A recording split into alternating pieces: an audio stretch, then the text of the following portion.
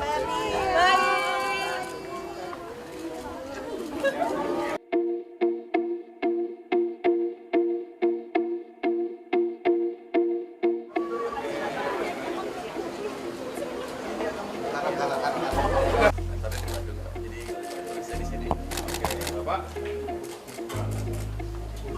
Oh, pengukuran. 12 kalau ya.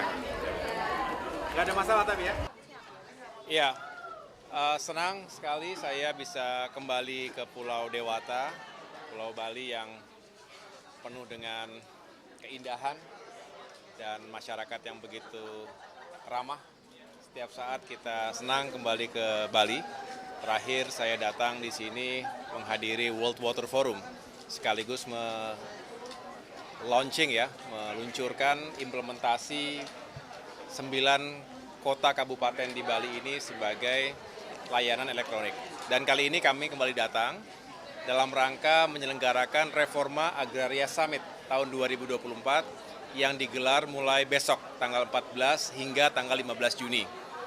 Dan tentunya dalam rangkaian ini saya juga menyempatkan untuk berkunjung ke kantor pertanahan di Kabupaten Badung dan tadi bisa melihat secara langsung kegiatan masing-masing bagian, menyapa para pegawai, dan setelah ini kita akan melihat layanan Laserjet. Laserjet itu layanan sertifikat jemput di tempat. Ini merupakan salah satu layanan unggulan yang dilakukan seprovinsi Bali. Ya, ini ada Pak Kakanwil, ada Pak Kakanta yang nanti kita akan lihat bagaimana mobil-mobil elektronik, sertifikat elektronik yang sudah tergelar di kabupaten kota di Bali ini bisa menjangkau masyarakat. Jadi masyarakat tidak harus selalu datang ke Kantah, walaupun juga selalu terbuka Kantah ini untuk masyarakat dari manapun dan urusan apapun, tetapi kita juga berupaya untuk menjemput bola. Kita datang ke tengah-tengah masyarakat dan lebih dekat akhirnya bisa melayani masyarakat. Jadi dengan demikian kami berharap Kementerian ATR BPN dimanapun berada, khususnya di Bali ini, bisa semakin profesional, semakin melayani. Terkait dengan Reforma Agraria Summit, insya Allah ini juga menjadi sebuah momentum yang baik karena kita akan melakukan review, evaluasi, termasuk kita melaporkan kepada masyarakat capaian reforma agraria yang terdiri dari 2 elemen utama. Yang pertama adalah menata aset, legalisasi aset pertanahan di seluruh Indonesia. Yang kedua adalah melakukan penataan akses terhadap ekonomi. Jadi berbicara redistribusi tanah, termasuk juga bagaimana tanah yang diberikan kepada masyarakat itu bisa produktif, merupakan kekuatan inti dari program dan kebijakan reforma agraria.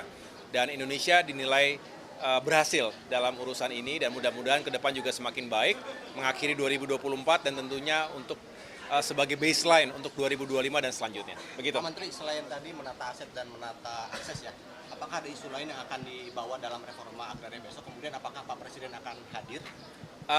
Ya, tentunya ada sejumlah agenda lain yang atau isu yang kita angkat karena bagaimanapun selalu masih ada tantangannya, terutama bagaimana kalau itu merupakan kawasan hutan dan lain sebagainya. Jadi kita selalu mendiskusikan bagaimana kita meminimalisir permasalahan-permasalahan di lapangan, utamanya jika ada overlapping regulation atau regulasi yang tumpang tindih, termasuk juga hambatan dan sumbatan yang terjadi dengan berbagai pihak lainnya di pusat maupun di daerah.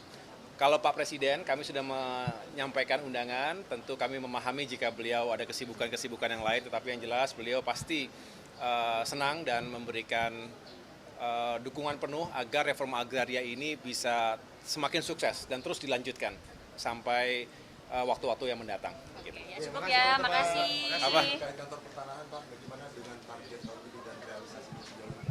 Kantor pertanahan kita tahu ada yang sudah bagus, ada yang sudah ideal, walaupun yang sudah bagus dan ideal tersebut juga selalu ada kebutuhan dan tantangannya. Contohnya tadi kita tinjau, itu ruang warkah yang sudah penuh sekali, selalu kekurangan space, karena kita juga sambil melakukan transformasi digital alih media dari sertifikat yang sifatnya fisik menjadi elektronik, itu tetap butuh waktu masa transisi penyimpanan.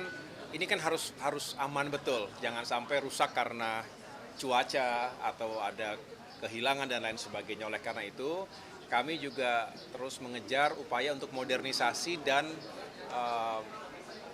penguatan dari kantor-kantor pertanahan. Tapi sebetulnya Kabupaten Badung termasuk yang bagus begitu ya. Tetapi di tempat-tempat lain tidak semuanya seideal ini. Inilah yang menjadi tantangan kemudian ATR BPN. Kantor-kantornya juga kemarin dibahas di rapat kerja bersama Komisi 2 DPR RI.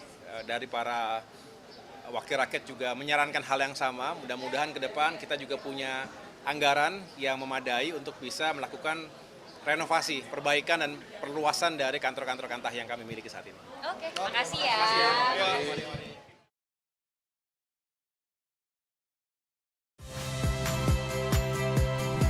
Saya Agin Fridianto. Saksikan terus program-program Kompas TV melalui siaran digital, pay TV, dan media streaming lain. Kompas TV, independen, terpercaya.